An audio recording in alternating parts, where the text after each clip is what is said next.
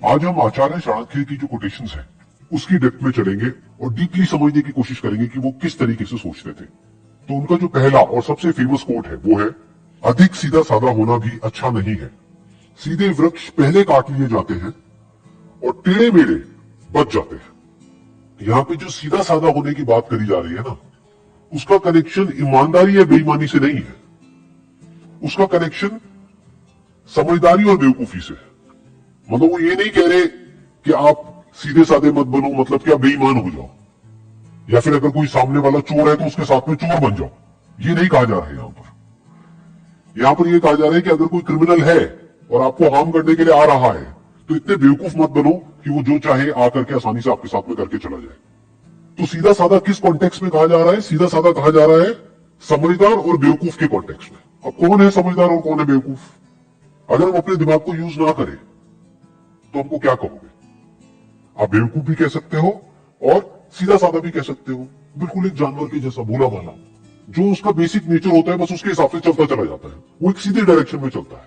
इसलिए जानवर को पकड़ा जा सकता है, उसको कैद किया जा सकता है और उसको अपने हिसाब से चलाया जा सकता है। उसको इंसान यूज कर सकता है और करता ही है।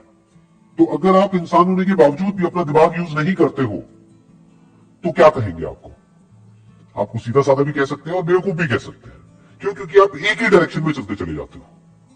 जो भी आपका बेसिक नेचर है बस उसके हिसाब से चलते ही चले जाओगे। ये नहीं देखोगे कि सिचुएशन क्या है, ये नहीं देखोगे कि सामने वाला क्या है। इनफैक्ट आचार्य चाणक्य का ही एक और कोटेशन है जो इस बात से बिल्कुल परफेक्टली लिंक होता है। वो क्या कहते हैं? जो तुम्हारी बात सुनते हुए इधर उधर देखे उस पर कभी विश्वास मत करो। कितनी पावरफुल बात करी जा रही है। जो सीधा साधा आदमी होगा वो इस बात की डेप्थ को नहीं समझ पाएगा, वो इस बात को समझ ही नहीं पाएगा। जो तुम्हारी बात सुनते हुए इधर उधर देखे उस पर विश्वास क्यों ना करो? क्योंकि वो कुछ और ही सोच रहा है। वो आपकी बात में जब इंटरेस्टेड नहीं है तो आप में इंटरेस्टेड कैसे होगा? उसका इंटरेस्ट सिर्फ इसमें है कि जो वो चाहता है वो फटाफट से कैसे हो जाए, चाहे उसमें आपका नुकसान भी हो जाए तब भी उसको फर्क नहीं पड़ता है। जो आपकी बात तक सुनने में इंटरेस्टेड नहीं है वो आप में कैसे इंटरेस्टेड होगा? तो इस तरीके से हमको पहले समझना होता है कि जो सामने वाला पर्सन है उसके दिमाग में क्या चल रहा है, उसके अकॉर्डिंग एक्ट करना होता है। नहीं तो हम बहुत ही बुरी तरीके से लाइफ में फंस सकते हैं और फंसते ही हैं। जैसे कि एक जानवर फंस जाता है एक आदमी के जाल में, ऐसे ही जो सीधे साधे लोग होते हैं, यानी जो अपना दिमाग नहीं लगाते हैं, वो फंस जाते हैं ऐसे लोगों के जाल में जो बिल्कुल शिकारी के जैसे होते हैं, जिनका काम ही यही होता है कि जो लोग सीधे साधे हैं किसी तरीके से उनको फंसा दिया जाए, किसी तरीके से उनको बेवकूफ बना दिया जाए। तो अगर इन शिकारियों से आपको बचना है तो आपको टेढ़ा होना पड़ेगा। टेढ़ा मतलब बेईमान नहीं, टेढ़ा मतलब समझदार होना पड़ेगा। समझदार मतलब क्या? कि आपका माइंड किसी भी सिचुएशन की दोनों साइड्स को देख सके, दोनों पहलुओं को देख सके, तो आपको कहेंगे आप समझदार हो, नहीं तो आप बेवकूफ हो। तो टेढ़े का मतलब क्या? कि वो अडेप्ट कर जाते हैं, वो बदल जाते हैं सिचुएशंस के अकॉर्डिंग। और सीधे का मतलब क्या? कि जो नहीं बदलते हैं, जो खुद को चेंज करने के लिए तैयार नहीं है। और इसको इस तरीके से भी आप कह सकते हो कि सीधे का मतलब क्या? कि जो सीख नहीं रहा है, जो भी कुछ उसके साथ पास्ट में हुआ है वो सीख नहीं रहा है, यानी कि एक ही गलती को बार बार कर रहा है। उसी को तुम बेवकूफ कहेंगे ना। गलती करना मतलब बेवकूफी नहीं, एक ही गलती को बार बार करते रहना वो बेवकूफी है। और समझदार किसको कहेंगे? जो ना सिर्फ अपनी गलतियों से सीखे बल्कि दूसरों की गलतियों से भी सीख जाए, वो समझदार है। उसको आप टेढ़ा भी कह सकते हो, क्योंकि आप उसकी खुद की लाइफ का जो एक्सपीरियंस है, मान लो इस दायरे में है, वो उसके बियॉन्ड भी सोच सकता है। क्यों? क्योंकि उसने औरों के लाइफ के एक्सपीरियंसेस से भी सीख लिया है। नेक्स्ट कोट इज, भय को नजदीक ना आने दो, अगर ये नजदीक आए तो इस पर हमला कर दो। यानी भय से भागो मत, इसका सामना करो। किस भय की बात करी जा रही है यहां पर? पहले उसको समझना पड़ेगा। दो तरह के डर है जो हर इंसान के अंदर होते हैं। एक डर है जो रियलिटी पे बेस्ड है, उसको फिजिकल भी बोल सकते हो। वो डर हम सबके अंदर होना चाहिए। वो डर बुरा नहीं है, वो हमको बचाता है। फॉर एग्जाम्पल, आप अगर किसी एक ऐसी बिल्डिंग के 10वें फ्लोर पे जाकर के एच पे खड़े हो जाओगे जहां से कि आप अगर नीचे गिरे तो आप मर सकते हो, तो वहां पर जैसे जैसे आप आगे बढ़ रहे होगे आपको डर लगेगा। तो क्या उसका सामना करना है?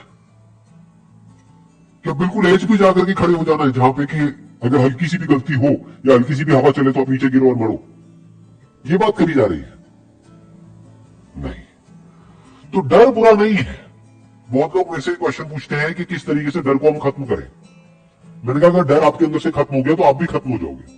जब आप एक रेड लाइट जंप करने वाले होते हो और सामने कोई पुलिस वाला नहीं होता है तो आपको यह डर नहीं होता है कि कोई पुलिस वाला पकड़ लेगा।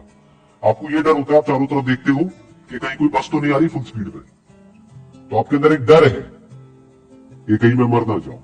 तो एक है जो रियलिटी पे बेस्ड है, तो उसकी बात यहां पर नहीं हो रही है कि उस पर हमला कर दो। यहां पर किसकी बात हो रही है? Psychological fears. आपकी अपनी कुछ इमेजिनेशंस है, उससे आप डर रहे हो। अगर आप ध्यान से ऑब्जर्व करोगे 90% जो फियर्स हमारे अंदर होते हैं वो साइकोलॉजिकल होते हैं। माइंड अपने आप ही एक किसी भी सिचुएशन की वर्स्ट साइड को देख लेता है या वर्स्ट सिचुएशन को इमेजिन करने लग जाता है और खुद ही उससे डरने लग जाता है। आजकल इसका सबसे अच्छा एग्जांपल है कि आपको कोई भी बीमारी हो, छोटी से छोटी भी, आप गूगल पे जाकर के सर्च करो, वो बीमारी खत्म होगी जाकर के कैंसर पे, तो अब आप डर रहे हो कि कहीं मुझे कैंसर तो नहीं है। अब इस डर का क्या इलाज है कि बैठे बैठे डरते मत रहो, जाकर के अपना टेस्ट करा लो। तो बहुत सारे हमारे डर ऐसे होते हैं जो साइकोलॉजिकल होते हैं, उससे नहीं डरना है, उसकी बात करी जा रही है कि अगर उस तरह का कोई डर लगे तो उस पर हमला कर दो। फॉर एग्जाम्पल, आपको अपनी क्लास में, आप किसी स्कूल में हो या कॉलेज में हो, एक प्रेजेंटेशन देनी है और उससे आपको डर लग रहा है, तो आपके अंदर से क्या आएगा? जब आप डरते चले जाओगे, चलिए यार जिस दिन मेरी प्रेजेंटेशन है उस दिन छुट्टी मार लेता हूं, छोड़ना कौन जाएगा। तो ये कहा जा रहा है कि ये हरकत मत करो, क्योंकि ये डर आपका साइकोलॉजिकल है, ये किसी रियलिटी पे बेस नहीं है। ऐसा नहीं है कि आपकी प्रेजेंटेशन में थोड़ी सी गलती आपसे हो गई तो आपको मार दिया जाएगा या आपको स्कूल या कॉलेज से बाहर निकाल देंगे। तो आपका जो डर है वो साइकोलॉजिकल है, और एक बार अगर डर गए, एक बार कोई भी साइकोलॉजिकल डर आपके अंदर आ गया तो वो डर धीरे धीरे धीरे धीरे बढ़ने लग जाता है। फिर वो डर एक सिचुएशन तक नहीं रहता है, आपकी लाइफ के हर एस्पेक्ट में वो रिफ्लेक्ट होने लग जाता है। लेकिन अगर उसी वक्त आप उसका सामना कर लो और उसको वहीं पे खत्म कर दो तो हमेशा के लिए वो डर आपके अंदर से गया। तो डर का क्या इलाज है? Action, immediate action. For example, आपके अंदर पानी का डर है, डूबने का डर है, तो शुरुआत करो ना कम गहरे पानी से। गहरे पानी से दूर रहो, कोई बात नहीं, बट उसको फेस करो। अगर नहीं आती है स्विमिंग और पानी का इतना ही डर है तो तैरना सीख जाओ। इससे क्या होगा? आप सिर्फ तैरना नहीं सीखोगे, आपको लग रहा है आपको सिर्फ पानी में तैरना आ रहा है। अरे ना भाई, आपको जिंदगी में तैरना आ रहा है, क्योंकि जिस तरह से आपने यहां पर अपने डर को कॉन्कर किया, फ्यूचर में भी अगर कोई सिचुएशन आएगी तो आपको पता होगा कि अपने डर को कॉन्कर कैसे करना है। यानी कि अगर कोई भी किसी भी तरह का साइकोलॉजिकल डर आपके अंदर आए तो छोटे से छोटा स्टेप उठाओ और उस डर को वहीं पे जड़ से खत्म कर दो, और धीरे धीरे उस स्टेप को बड़ा करते चले जाओ। तब तक बड़ा करते चले जाओ जब तक कि वो जो आपका एक्शन है वो उस डर से बहुत बड़ा ना हो जाए। नेक्स्ट कोट इज, गलत दिशा में बढ़ रही भीड़ का हिस्सा बनने से बेहतर है सही दिशा में अकेले चले। In more than 99% of the cases भीड़ गलत डायरेक्शन में ही बढ़ रही होती है। भीड़ यानी कि मासेस, वो सही डायरेक्शन में कभी बढ़ ही नहीं सकते। क्यों? क्योंकि मासेस एक्ट कैसे करते हैं, कभी सोचा है? वो एक्ट करते हैं पास्ट के बेस में, ये हुआ था तो ऐसा ही होना चाहिए।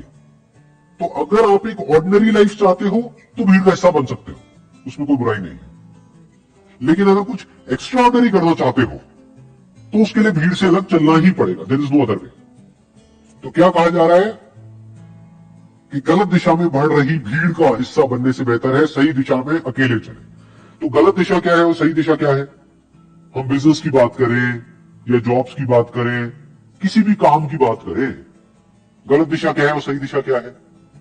गलत दिशा वो है जहां पर डिमांड कम हो, जो भी आप काम कर रहे हो उसकी, आपकी प्रोडक्ट्स की, आपकी सर्विसेज की, या आपकी, अगर आप एक जॉब कर रहे हो तो आपकी डिमांड, जहां पर डिमांड कम हो और सप्लाई बहुत ज्यादा हो। तो कंपटीशन ज्यादा हो गया, कंपटीशन ज्यादा हो गया तो स्ट्रेस ज्यादा हो गया। तो ये क्या है? गलत दिशा। सही दिशा क्या है? जहां पर डिमांड बहुत ज्यादा हो, सप्लाई बहुत ही कम हो, तो आपको रिटर्न भी ज्यादा मिलेगी। डिमांड ज्यादा, सप्लाई कम, यानी जरूरत है वो काम करने वाले लोगों की, लेकिन बहुत ही कम लोग हैं जो अभी उसमें एक्सपर्ट है, या अभी उसमें क्वालिफाइड है, या अभी उसमें प्रोफेशनल है। बहुत ही कम लोग हैं। तो इन कम लोगों की डिमांड बहुत ज्यादा रहेगी और सप्लाई बहुत ही लिमिटेड रहेगी। क्यों? क्योंकि भीड़ से कुछ अलग कर रहे हैं। इनफैक्ट जो ये गलत दिशा है जिसमें भीड़ आगे बढ़ रही होती है, वो हमको सही लग रहा होता है, लेकिन 10-20 साल बाद जाकर के समझ आता है कि ये गलत था, लेकिन तब तक बहुत देर हो चुकी होती है। और मजे की बात क्या है, ये जो सही दिशा है ये हमको आज गलत लग रही होती है, हमें भी, हमारे आसपास में लोगों को भी, लेकिन फ्यूचर में जाकर के समझ आता है कि ये तो सही दिशा थी। एक तरफ सिक्योरिटी है, सिक्योरिटी कहां है? भीड़ के साथ में। और ग्रोथ कहां है? अकेले चलिए। तो चॉइस आपकी है कि आपको सिक्योरिटी चाहिए या ग्रोथ चाहिए, कंफर्ट चाहिए या चैलेंजेस चाहिए। हाँ, अगर हमको अपने एक्चुअल पोटेंशियल को डिस्कवर करना है तो कोई चॉइस नहीं है, अकेले चलना ही पड़ेगा। नहीं तो भीड़ के साथ में तो एडजस्ट करना पड़ेगा। भीड़ के साथ में आपको उनकी चाल को मैच करना पड़ेगा। जैसे भेड़ चाल होती है, तो ना आप तेज चल सकते हो ना धीरे चल सकते हो, उन्हीं की चाल को मैच करना पड़ेगा। जिस डायरेक्शन में वो जा रहे हैं उसी डायरेक्शन में जाना पड़ेगा। और अकेले चलने में डायरेक्शन आपके हाथ में, चाल आपके हाथ में। तो अब आपकी ग्रोथ को आप खुद भी प्रेडिक्ट नहीं कर सकते, कोई लिमिट ही नहीं है।